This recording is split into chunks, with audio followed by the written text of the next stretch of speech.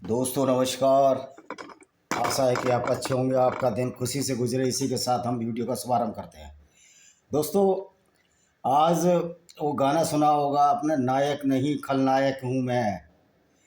तो आजकल जो बहुत सारे सो कॉल्ड बाबा हैं, जिसमें ये रामपाल हैं, रामपाल जिन्होंने फौज बना रखी थी, जो रिटायर्ड इंजीनियर था, और वो अकबर अल्लाह में से हटाकर कबीर निकाल दिया उसने। कबीर का जो दर्शन शास्त्र था तो वो अकबर वो अल्लाह यानी इस्लाम के दर्शन शास्त्र से बिल्कुल विरुद्ध था। कबीर तो दोनों को रौंदते थे। कबीर वो व्यक्ति थे कि कांकर पाकर जोड़कर मस्जिद लाई बनाए, तामे मुल्ला बांगरे क्या बहरा हुआ खुदा है। लेकिन उसने कबीर अकबर अल्लाह में से कबीर निकाल लिया। और राजा ये रामपाल महाराज, ये पता नहीं कैसे महाराज हैं, पूरी दुनिया को बेवकूफ़ बना रहा है।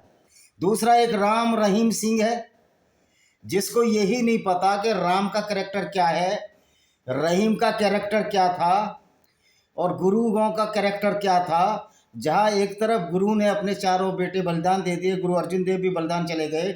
गुरु तेग बहादुर गुरु अर्जुन देव की तो बलिदान यहीं हुआ था। गुरु तेग बहादुर, बहुत सारे हिंदू सिख पंथ की स्थापना करनी पड़ी इस इस्लामिक आइडियोलॉजी से बचने के लिए, इस इस्लामिक डिक्टेटरशिप के लिए। उसके लिए एक राम रहीम सिंह, और बीजेपी भी बेल दे रही है उसको। मतलब देखिए, नेताओं का नैतिक चरित्र कितना गिरा होता है। ये वोट के लिए कुछ भी कर सकते हैं, ये बात हमें समझना चाहिए। तो हमारा वोट एक बहुत बड़ी पावर है, और हम ऐसी विचारधारा के लिए क्यों वोट करें कि जो हमको गैर मुस्लिमों के खिलाफ नफरत फैलाती है। और ऐसे बाबाओं के यहाँ आप जाते क्यों हो? वो बाबा जो आपको झूठ का पाठ पढ़ा रहे हैं, आप जाते क्यों हो? एक डॉक्टर राम पुनियानी साहब हैं, बड़े प्रखर वक्ता बनते हैं अपने आप को, और कहते हैं कि अरब में जो मांस खाते थे उसका इस्लाम से कोई मतलब नहीं है। मैं कहता हूं कि मांस खाने की परंपरा तो बहुत पुरानी रही है, इस्लाम से तो उसका मतलब हो ही नहीं सकता। लेकिन इस्लाम का अल्लाह जानवरों की बलि में क्यों खुश होता है? हमारा इस बात पर विरोधाभास है। जो लोग राक्षसी कार्य करें वो करते रहें, लेकिन जब अल्लाह ही इसमें मशगूल हो जाए, मुलव्वस हो जाए, इसमें शामिल हो जाए, हमारा विरोध उस विचारधारा से है।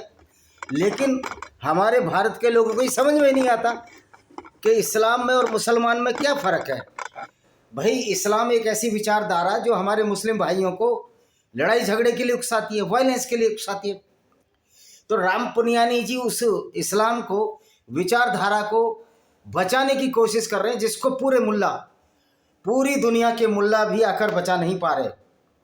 पूरी दुनिया के मुल्ला से मतलब है Tariq Masood, Tariq Jameel, Mirza engineer, doctor joker नालायक, ये इस्लाम का बचाव नहीं कर पा रहे, इसका दिफा नहीं कर पा रहे। तो ये ठेका अब इन्होंने ले लिया, राम पुनियानी जैसे लोगों ने ले लिया है, जिनको ना कुरान का पता है, न कुरान में कितने सूरा हैं, कितनी आयतें। ये तो खैर ये तो पढ़ लेंगे कि 114 पेज हैं, 6324 आयतें हैं, 30 पारे हैं, वो अलग बात नहीं।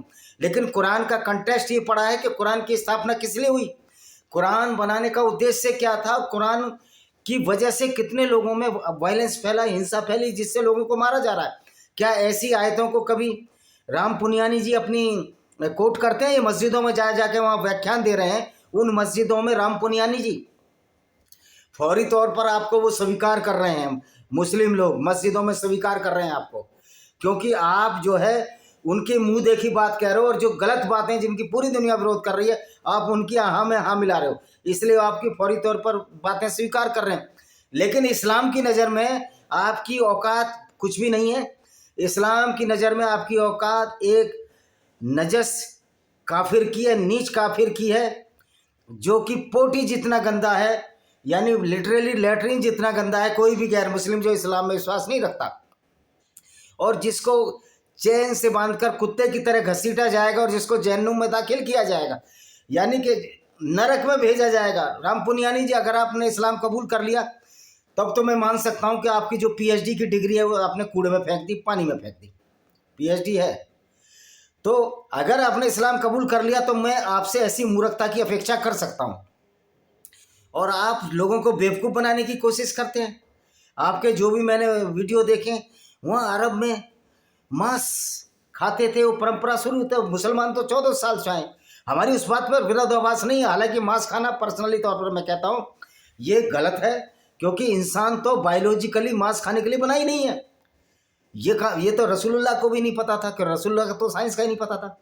तो क्या राम पुनियानी जी आप कुरान की उन हिंसात्मक बातों का समर्थन कर रहे हैं? यानी कि आप एक बहुत बड़ा पाप करते आ रहे हैं उस विचारधारा के खिलाफ जो कि पूरी दुनिया में मानवता फैलाने के लिए लगी हुई है, पूरी दुनिया में इंसानियत को लाने के लिए लगे हुए हैं, और जो कुरान की बातों को बता बता कर लोगों को आगाह कर रहे हैं, लोगों को बता रहे हैं कि आप इस्लाम की इस विचारधारा को छोड़ दो, और उन लोगों को भी बता रहे हैं जो लोग इस्लाम को नहीं मानते कि ये विचारधारा इतनी खतरनाक है कि गैर मुस्लिमों के खिलाफ ये जहर उगलती है। कुरान की कितनी आयतें ऐसी हैं, 174 बार इसमें कत्ल का शब्द आया है, गैर मुस्लिमों को कत्ल करो। राम पुनियानी जी ये क्यों नहीं बताते कि मोहम्मद साहब ने बनु कुरैजा के कबीलों को लूटा वहाँ जाकर? उनकी कोई गलती नहीं थी, यहूदी कबीला था और मोहम्मद ने उसको मदीना से उखाड़ दिया था, वो मदीना में जाकर बस गए थे। वो बात राम पुनियानी जी नहीं बताएंगे। अरब में मांस खाते हैं इसलिए मुसलमान मांस खाते हैं। भाई अरब में मांस तो पहले से ही खाया जाता था, बात वो नहीं है। बात यह है कि कुरान पढ़कर लोगों को कत्ल क्यों करना है? ऐसा पैगंबर और ऐसा फरिश्ता जो कत्ल की आयत लाया, वो फरिश्ता था या शैतान था? जिब्रील। हालांकि तुम शैतान को बोलते हो, शैतान गुमराह करता, उसने तो कोई गुमराह नहीं किया, कोई कत्लो गारत नहीं किया। तो राम पुनियानी जी आपको ABCD नहीं आती इस्लाम की, और आप अगर आपको इतना ज़्यादा शौक है तो आप आइए मेरे सामने आइए, शास्त्रार्थ करते हैं, पूरी कुरान ले लेते हैं, गीता ले लेते हैं, बाइबल ले लेते हैं। आइए, मैं बहुत ही सौभाग्यशाली हूँ। इसका मतलब ये नहीं है मैं ईसाई हूँ, क्योंकि बाइबल में बहुत सारी बातें झूठी हैं। तौरात जो यहूदियों की धर्म पुस्तक में बहुत सारी बातें झूठी हैं, क्योंकि ये सारी अब्राहम से ये जो बातें आई जीसस की किताब में आई, ओल्ड टेस्टामेंट से न्यू टेस्टामेंट बाइबल में आई, और उसके बाद ये मोहम्मद साहब ने उन कुरानों की आयतों का इंपोर्ट कर लिया, या कहिए चोरी कर ली, इसलिए ये दिखाने के लिए कि इस्लाम शुरू से ही है। और इस्लाम में बहुत सी सारी झूठी गलत बातें हैं, जिसमें गैर मुस्लिमों को कत्ल करना क्यों? और राम पुनियानी जी उन मस्जिद वालों से पूछो, मौलानाओं से पूछो, जिनकी मस्जिदों में जाकर तुम वहाँ भाषण देते हो, खाना खाकर आते हो, वहाँ पर बिरयानी खाते हो, पनीर पकोड़े खाते हो, तो उनसे पूछो कि वास्तव में कुरान में क्या मेरे लिए कुछ लिखा है? वो एक हिंदू है राम पुनियानी जी, क्या मेरे कुछ लिखा है, या टट्टू शरीफ बने रहोगे? यानी कि ये तुम्हारा स्तर गिर जाएगा। PhD की डिग्री लेकर, डॉक्टरेट की डिग्री है, उसके बाद तुम पढ़ाते रहे हो वहाँ यूनिवर्सिटी में, और फिर कहते हैं मुझे इस्लाम की नॉलेज नहीं है। जब इस्लाम की नॉलेज नहीं है तो इस तरह की झूठी बातें क्यों फैलानी चाहिए? क्या आपकी आत्मा कचोटती नहीं है कि जहाँ एक्स मुस्लिम इस्लाम छोड़ने वालों को भी मुंह छिपा छिपा कर रह रहे हैं? क्योंकि इस्लाम में अगर कोई मुसलमान इस्लाम छोड़ता है तो उसको कत्ल किया जाता है, वो अपनी जान बचाए फिर रहे हैं। ऐसी बहुत सारी लड़कियां हैं जिन्होंने पाकिस्तान छोड़ना पड़ा, और बहुत सारी औरतों के बलात्कार हुए, करोड़ों औरतों के बलात्कारी विचारधारा के फेवर में। आप मस्जिदों में आप जैसा व्यक्ति इंसानियत के लिए बहुत बड़ा खतरा, और ये सारे रामपाल जैसे लोग इंसानियत के लिए खतरा हैं। इनको मालूम ही नहीं कि कुरान में क्या लिखा है। मैं रामपाल को चैलेंज करता हूँ, वह आमने सामने आए, बहस कर ले 1 to 1, मैं साबित कर दूंगा रामपाल महाराज जो तुम अकबर अल्लाह में से कबीर जो निकाल रहे हो बेवकूफ़ी है। कबीर ने तो अल्लाह को भी लानत भेजी, कबीर ने हिंदू और मुसलमानों के पाखंड को लानत भेजी, और उस कबीर के सारे तुम अपनी रोजी रोटी कमा रहे हो। और मज़े की बात है कि भारत सरकार इस पर कोई कार्रवाई नहीं कर रही, ये झूठ फैलाया जा रहा है। राम पुनियानी पर कार्रवाई होनी चाहिए, क्योंकि इस्लाम की जो विचारधारा है उसको सपोर्ट करना ही आतंकवाद है। ये ध्रुव राठी जी कह रहे हैं कि कुरान में तो हिंदुओं का नाम नहीं है। हमने कब कहा कुरान में हिंदुओं का नाम है? कुरान में मूर्ति पूजकों का तो नाम है, कुरान में गैर मुस्लिमों का नाम तो है। गैर मुस्लिमों में तो हिंदू भी आते हैं, और गैर मुस्लिम जो इस्लाम में विश्वास नहीं करता उसको कत्ल करने का तो है कुरान में।